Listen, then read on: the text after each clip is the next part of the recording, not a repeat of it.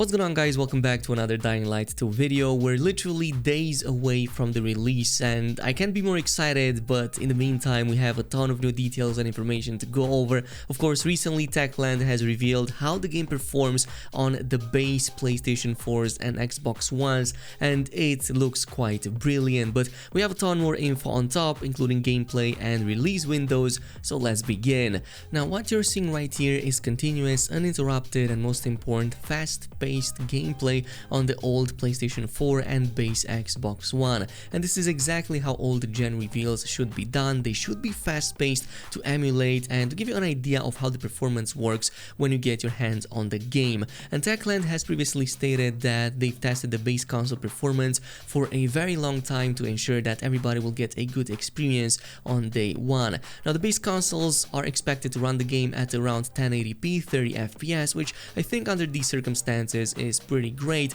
and the footage, even despite the YouTube compression, looks really good already. The next gen will be in an entirely different ballpark though, so the game will feature 3 graphics modes. One of them is performance, which will feature a gameplay of 60 plus FPS with obviously uncapped frame rates. Resolution mode is going to, just like the name imply, let you play at the 4K dynamic resolution but with lower frame rates. And finally, there's quality mode that has ray tracing activated on but with even less frame rates than the previous ones. So I will constantly probably switch between the performance mode, since I like fast action, and the quality mode in certain scenes to see how beautiful the game will look. Nonetheless, speaking of PCs and the console, here are the release times and the preloads and how to make the most out of them to play the game earlier, because the game will launch at the same time on the PC version but only around midnight local time for the PlayStation and the Xbox. So what this means is that depending on your time zone, you can play the game earlier if you get it on the console rather than buying it on the PC.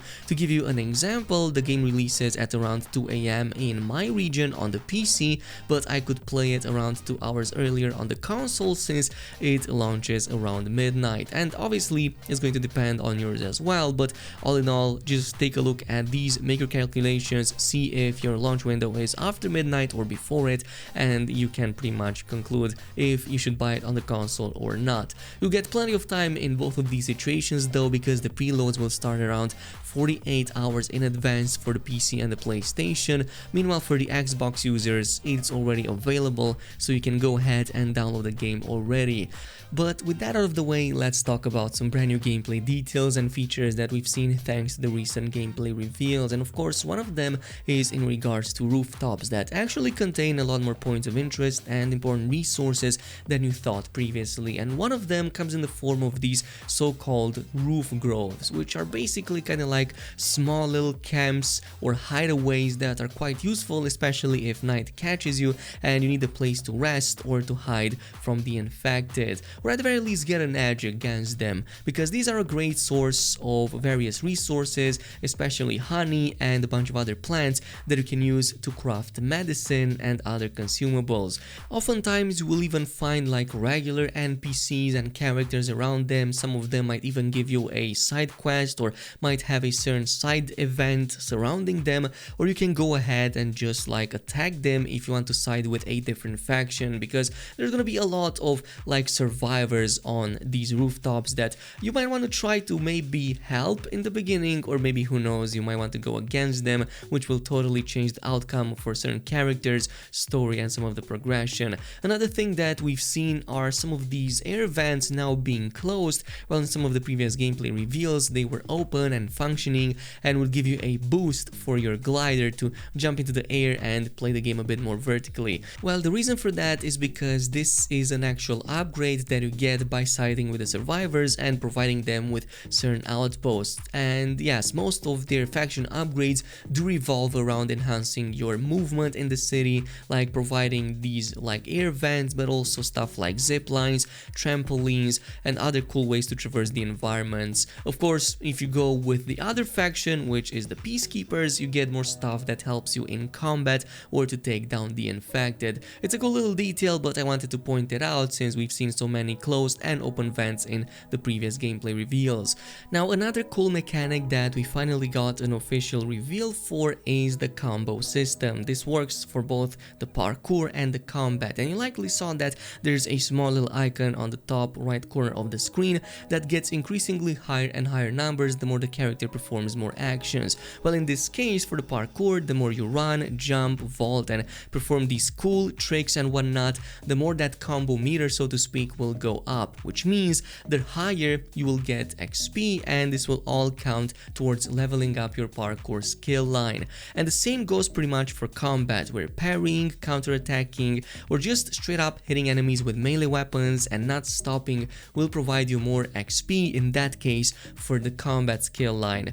I think that that's a really cool way to incentivize you to not break the momentum and keep going. If you're doing something cool, it seems that the game will heavily reward you if you continue doing it over and over again, which provides both like gameplay satisfaction but also cool upgrades. Now, this also brings us to a final point, which is another piece of the progression that's been revealed. In some of the recent YouTuber playthroughs, you could see that some of these skills had a minimum health or stamina requirement, and you actually need to meet those minimum requirements to even unlock some of these abilities in the first place, otherwise it simply won't work. Now, what we found out recently is that these are actually tied to the stats at the center bottom of the screen, specifically the icons on the left and the right side, which obviously have to deal with your health and with your stamina. Now, in this footage, both of these are upgraded to level 3, but of course to level these up you need some special types of items called inhibitors. So you need about 3 inhibitors for each level for each one of these stats, and the more you get these, the more you can upgrade your health and stamina, which is going to be quite beneficial because you will want to tank those enemies. You will also want to have that increased stamina to not run out of breath when you're fighting or when you're running. And to get inhibitors, you actually need to find something called the GRE crate. We've seen quite a bit of official gameplay footage showcasing these. They are basically like green crates with a GRE sign on them, and they're quite distinguishable from everything else you've seen. Now, from the looks of it, you do need a special GRE key to open this in the first place, and there's likely some other mechanics involved in there to open these up, but these are the main source of finding these inhibitors and a bunch of other cool items that you will need.